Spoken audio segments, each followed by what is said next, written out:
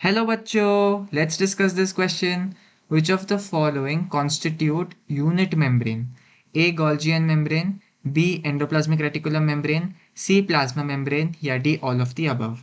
इस क्वेश्चन को सॉल्व करने का जो की कॉन्सेप्ट है वो है आपके यूनिट मेम्ब्रेन मॉडल के बारे में जान। यूनिट मेम्ब्रेन मॉडल्स जो है वो एक्चुअली रॉबर्टसन नामक एक साइंटिस्ट ने प्रपोज किया था और इसको हम सैंडविच मॉडल भी कहते हैं।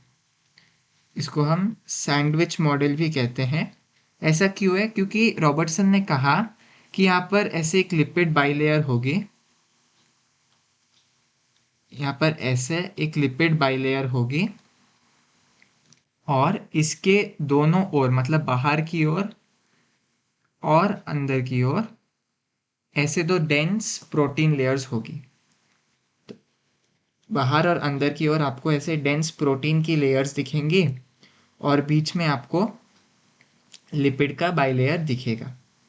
तो इसीलिए इसको सैंडविच मॉडल भी कहा गया था, क्योंकि जो लिपिड का बाइलेयर है वो सैंडविच हो जाता है दो डेंस प्रोटीन लेयर्स के बीच में। और रॉबर्टसन ने ये प्रपोज किया था कि जितने भी साइटोप्लाज्मिक मेम्ब्रेन्स हैं,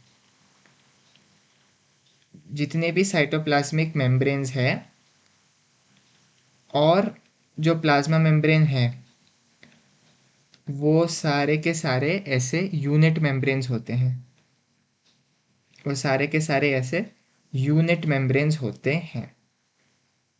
साथ ही साथ हम इसको एक और तरीके से भी कह सकते हैं कि जो गोल्जियन मेम्ब्रेन है, जो एंडोप्लाज्मिक रेटिकुलम का मेम्ब्रेन है और जो प्लाज्मा मेम्ब्रेन है वो सारे के सारे सिंगल लेयर मेम्ब्रेन होते हैं। मतलब जैसे माइटोकॉन्ड्रिया में दो मेम्ब्रेन्स होते हैं, क्लोरोप्लास्ट में दो मेम्ब्रेन्स होते हैं, न्यूक्लियस में दो मेम्ब्रेन्स होते हैं, वैसा गोल्जियन मेम्ब्रेन, ईआर मेम्ब्रेन और प्लाज्मा मेम्ब्रेन टोटली सिर्फ एक लेयर के होते हैं। तो इसको भी हम यहाँ पर ऐड कर सकते हैं कि ये सिंगल लेयर्ड होते हैं।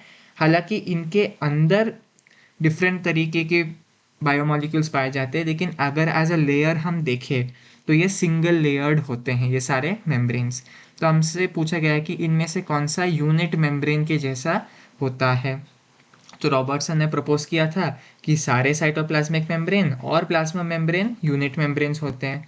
साथ ही साथ हमारे यहाँ जो ऑप्शंस दिए गए हैं वो सारे के सारे सिंगल मेम्ब्रेन भी है, सिंगल लेयर्ड मेम्ब्रेन भी है, तो और भी अच्छा है। तो ए गोल्जियन मेम्ब्रेन बिल्कुल सही, बी ई आर मेम्ब्रेन भी बिल्कुल सही, सी प्लाज्मा मेम्ब्रेन भी बिल्कुल सही। So the correct option to this question is option D, all of the above. Hope you have understood it well. All the best.